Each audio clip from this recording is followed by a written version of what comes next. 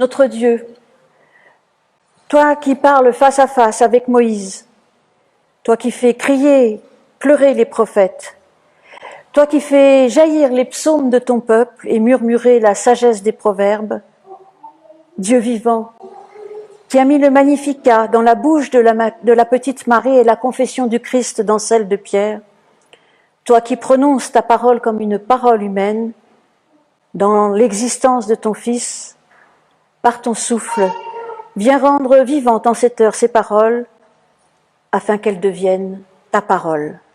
Amen. Et je vous propose pour ce jour, ce dimanche juste après Pâques, vous verrez qu'il y a quand même un lien, une pérégrination, parce que finalement en ce moment on est assez confinés, on n'a pas le droit d'aller à plus de 10 km, donc je vais vous emmener dans un Proche-Orient lointain, à la fois géographiquement et historiquement, à la poursuite de l'Arche. Cette Arche dont on nous a dit tout à l'heure qu'elle contenait les tables de la loi. Alors il y a de nombreux textes, mais en voici un premier que j'ai choisi, vous verrez pourquoi. Dans le deuxième livre de Samuel, au chapitre 6, l'arche de l'Éternel resta 3 mois dans la maison d'Obed-Édom de Gath. Et l'Éternel bénit Obed-Édom et toute sa maison. On fit un rapport au roi David. L'Éternel a béni la maison d'Obed-Édom et tout ce qui est à lui à cause de l'arche de Dieu. Alors David se mit en route et il fit monter l'arche de Dieu depuis la maison d'Obed-Édom jusqu'à la cité de David au milieu des réjouissances. Quand ceux qui portaient l'arche de l'Éternel eurent fait 6 pas, on sacrifia un bœuf et un veau gras. David dansait de toute sa force devant l'Éternel et il avait un éphod de lin comme ceinture. David et toute la maison d'Israël firent monter l'arche de l'Éternel avec des clameurs au son du cor. Comme l'arche de l'Éternel entrait dans la cité de David, Michal, fille de Saül, regardait par la fenêtre. Elle vit le roi David se démener et danser devant l'Éternel. Alors, elle le méprisa dans son cœur. Après qu'on eut amené l'arche, on l'a mis à sa place, au milieu de la tente que David avait dressée pour elle. Et David offrit devant l'Éternel des holocaustes et des sacrifices de communion.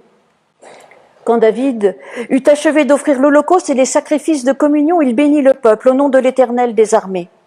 Puis il distribua à tout le peuple, à toute la foule d'Israël, hommes et femmes, à chacun un gâteau de pain, un rôti et un gâteau de raisin.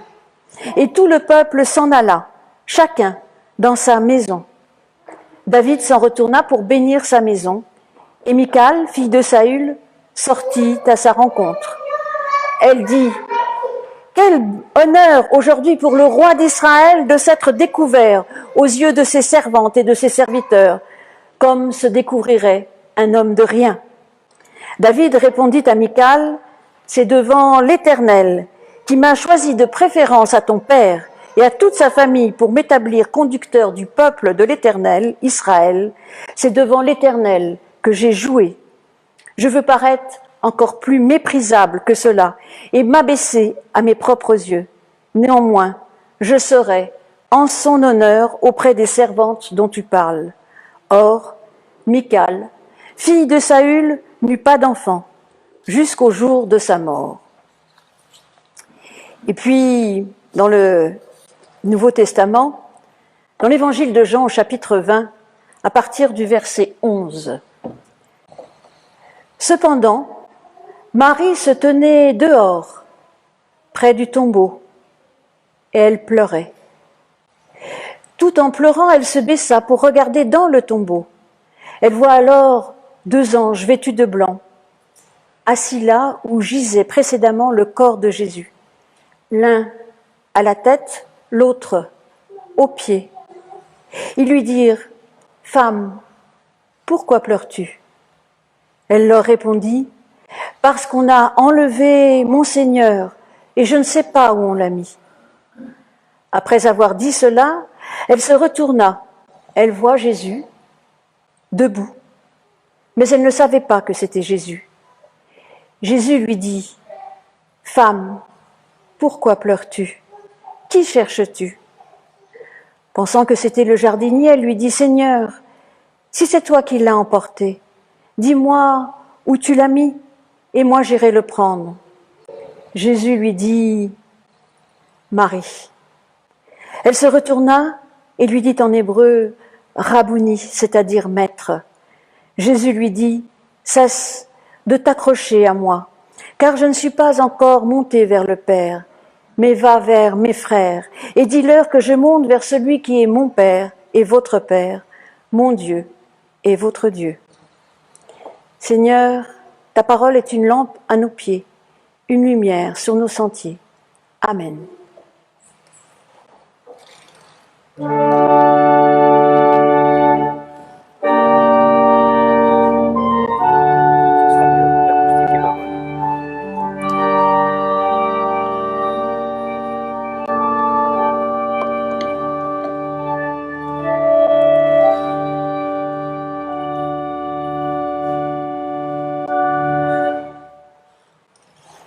Alors, en réalité, de nombreux mystères entourent certains objets de la Bible, et particulièrement cette arche d'alliance, comme nous la qualifions la plupart du temps.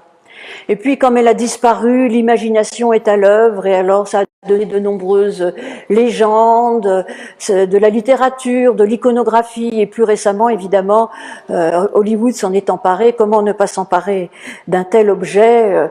Mais ne vous inquiétez pas, je ne suis pas Indiana Jones. Donc, je vais quand même essayer d'être plus posée, et de toute façon, je ne suis pas trop aventurière, à part peut-être dans les textes. Donc, voilà. Donc, on va essayer de partir à la recherche de l'arche.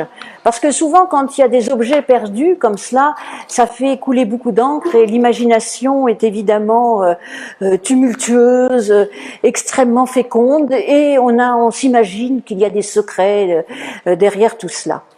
Donc, voilà. Donc, le professeur Thomas Romer, qui enseigne au Collège de France, a fait toute une année de cours sur l'Arche d'Alliance. Vous pouvez d'ailleurs aller sur le site du Collège de France et l'écouter. Et plus récemment, il y a eu une émission sur Arte, je crois que c'était en janvier, sur l'Arche d'Alliance, où Thomas Romer, avec Israël Finkelstein, parle des fouilles qu'ils ont fait dans certains lieux où aurait séjourné cette arche. Mais bon, je vais pas trop m'intéresser à ça. Ils le font très bien, bien mieux que moi. Donc, allez écouter sur Arte. Je pense que c'est encore visible. Donc, je vous invite à aller plus loin au niveau archéologique. Mais en tout cas, au niveau des textes bibliques, l'Arche d'Alliance occupe en effet une grande partie. Alors, elle est construite au moment où le peuple est dans le désert. Juste après avoir donné les tables de la loi, Dieu demande à Moïse de construire une arche. Une arche, c'est-à-dire un petit coffre en bois. En réalité, c'est pas quelque chose d'extraordinaire. Mais il y a plein de mystères là-dessus, parce que on va suivre petit à petit où elle va, son parcours, mais elle disparaît, cette arche. Elle va disparaître complètement après la destruction du temple en 587 avant Jésus-Christ, lorsque les Babyloniens entrent dans Jérusalem et rasent les murailles et le temple. L'arche disparaît. Alors évidemment, comme c'est un objet religieux extrêmement important, cela pose plein de problèmes. Ensuite, l'autre problème, c'est qu'est-ce qu'il y a dans l'arche? Laurent, tout à l'heure, a dit qu'il y avait les tables de la loi. Mais en réalité, c'est pas si simple. Parce que d'abord, on l'appelle parfois l'arche d'alliance, parfois l'arche toute seule, parfois l'arche du témoignage. Et d'ailleurs, dans le livre de l'Exode, Dieu demande de mettre le témoignage dans l'arche, alors qu'on ne sait même pas ce que c'est. Et puis, c'est aussi l'arche de l'Éternel. Enfin, on trouve plein de noms. Alors, il y a le livre des Hébreux, alors dans le Nouveau Testament, bien longtemps après, qui nous dit que dans l'arche, il y a la manne, le bâton de Aaron et les tables de la loi, je crois. Voilà. Donc, ces trois choses-là. Mais en réalité, on sait assez peu de choses sur le contenu de l'arche. Et finalement, on peut garder un peu le mystère sur le contenu de cette arche. Ce qui est très sûr, c'est que cette arche qui est construite, c'est un petit coffre en bois, alors soit très simple, soit recouvert d'or, ça dépend là aussi des descriptions. il est entouré, ce coffre, par 2 kérouvim. Alors je ne le traduis pas, ça a souvent été traduit par chérubins, mais en fait les chérubins de la Bible n'ont rien à voir avec les petits angelots qu'on met dans les arbres de Noël. C'est des représentations qui s'inspirent énormément de l'iconographie de l'Orient ancien. Alors autour du coffre, ils ne sont pas très grands, sont des êtres mi-hommes, mi-bêtes, avec des ailes, enfin des êtres qui peuvent être des êtres protecteurs d'ailleurs. Et puis lorsque l'on va installer l'arche dans le temple de Jérusalem, lorsque Salomon va installer l'arche dans le temple de Jérusalem, il va rajouter 2 énormes kérouvim autour de ce coffre dans le sanctuaire où personne ne peut aller. Cette arche, elle a plusieurs fonctions. Elle a une fonction bien sûr liturgique et religieuse, et puis si on suit son chemin, eh bien elle a aussi une fonction militaire. Dans le livre de Josué, elle sert à protéger, à donner même du corps et du courage à ceux qui vont combattre. L'arche est là aussi pour protéger le peuple. Et juste avant là, l'épisode que je vous ai lu, eh bien lorsque les Philistins s'en emparent, ça ne leur porte pas chance parce que évidemment que ils sont décimés peut-être à cause de la présence de l'arche. Alors c'est aussi, il faut bien reconnaître, cette arche, un relent d'une religion assez archaïque. Une religion où on avait encore besoin d'objets pour signifier la présence de Dieu. C'est d'ailleurs assez étonnant que Dieu, qui demande qu'on ne fasse pas d'image, fasse construire juste après ce coffre dans lequel on met les tables de la loi, peut-être avec autre chose, bon, peu importe, et ce coffre qui va accompagner le peuple d'Israël pendant un certain temps.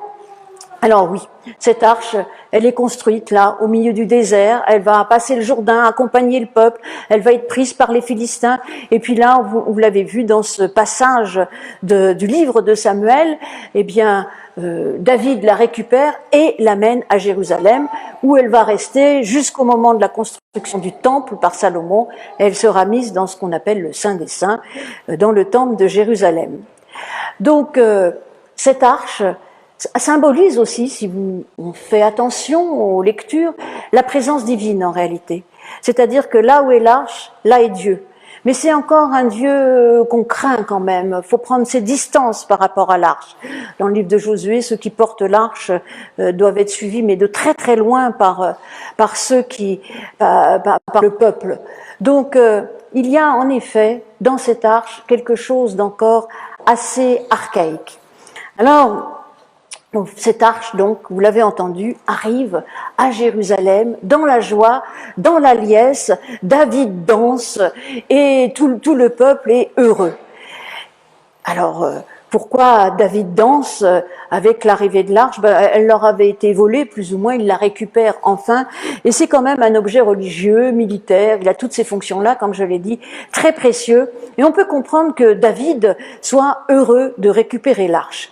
Il faut comprendre aussi que ce texte est un texte de passage.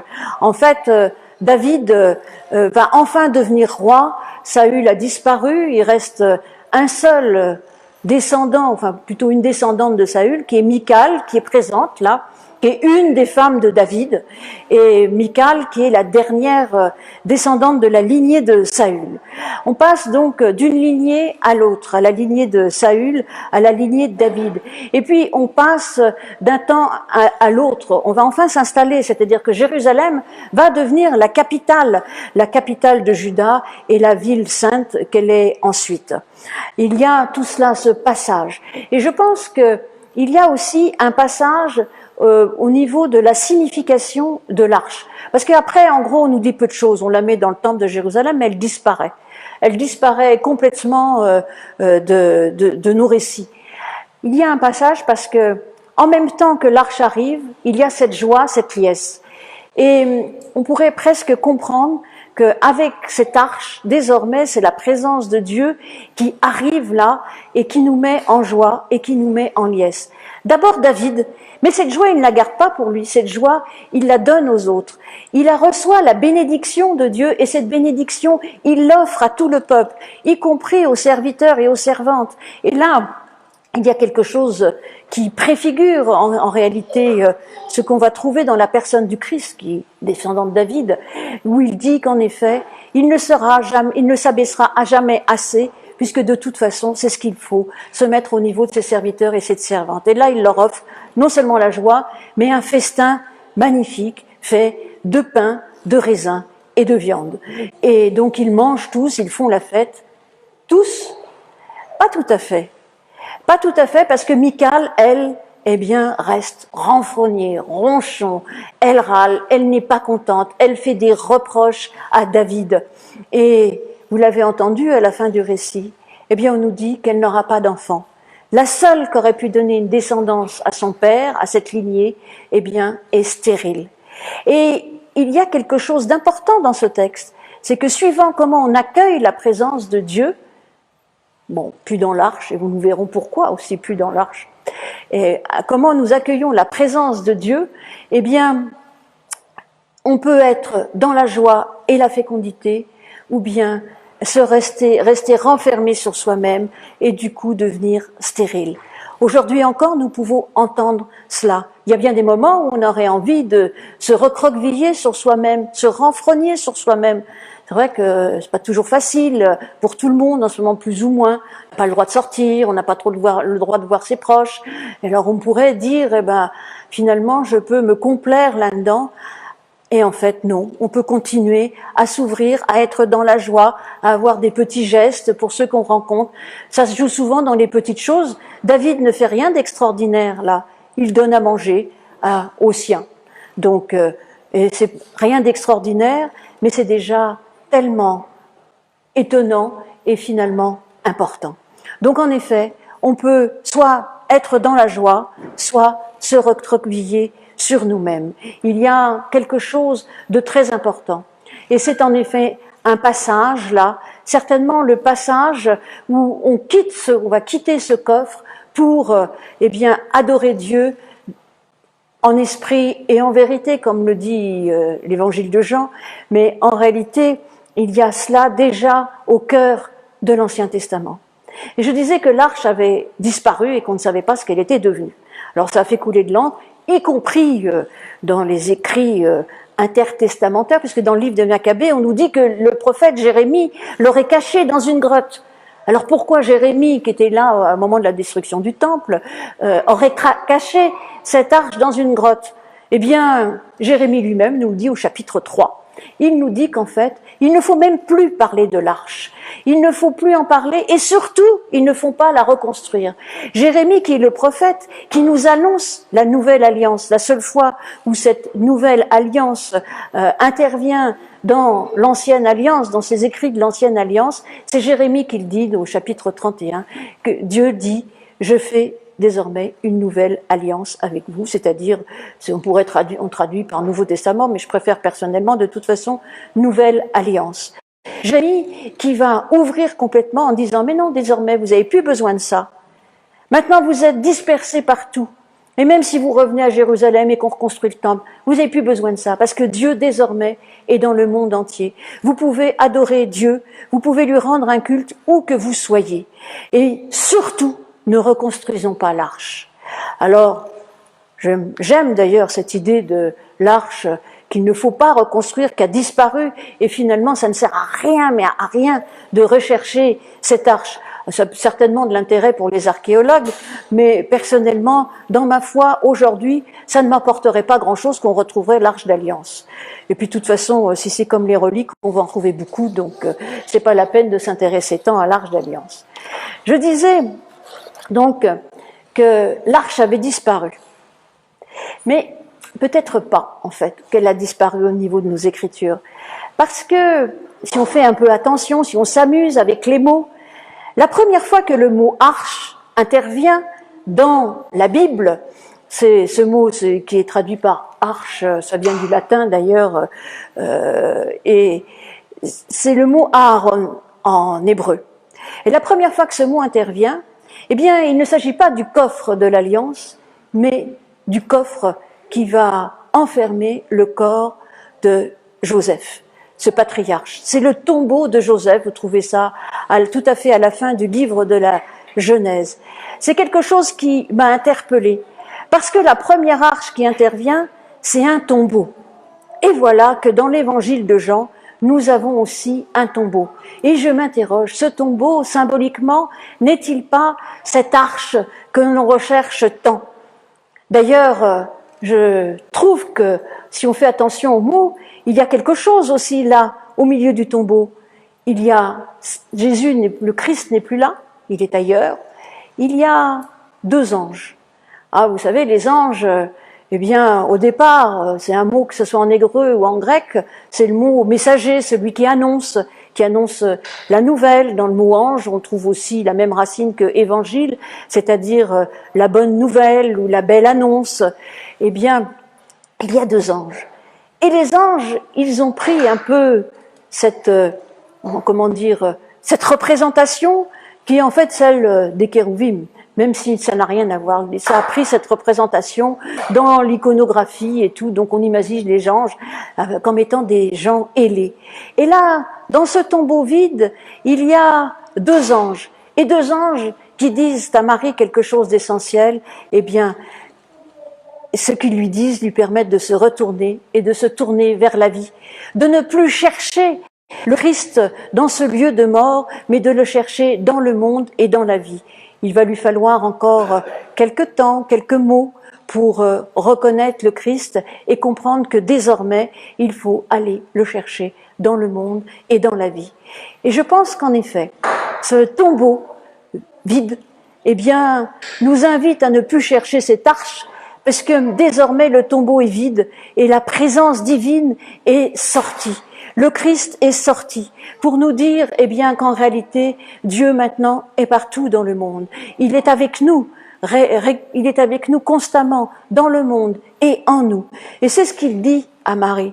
Et j'aime aussi cette manière dont cette mission qu'il lui confie. Il lui dit, va annoncer. Donc elle devient celle qui annonce, le messager. Eh bien, nous aussi, nous pouvons aujourd'hui être des messagers de cette bonne nouvelle, du Christ qui est ressuscité, qui a vaincu la mort, de ce Dieu qui n'est jamais à enfermer. Le Christ ne peut être enfermé, Dieu ne peut être enfermé, ni dans des tombeaux, ni dans des coffres, ni dans des idées, ni dans des discours. Il est toujours ailleurs et nous sommes amenés à le chercher encore et encore. Et puis, Marie a annoncé, et elle a passé le témoin, tout comme David a passé le témoin, lui aussi, après.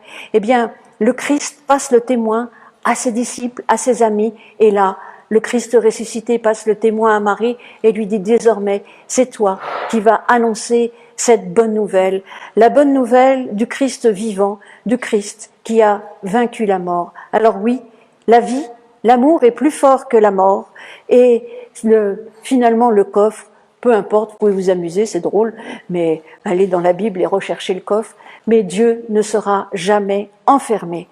Et puis, évitons de lui construire des coffres, nous aussi, aujourd'hui, et faisons que cette parole soit et reste vivante en la partageant et en acceptant qu'elle nous rejoigne et qu'elle nous bouscule sans cesse. Amen.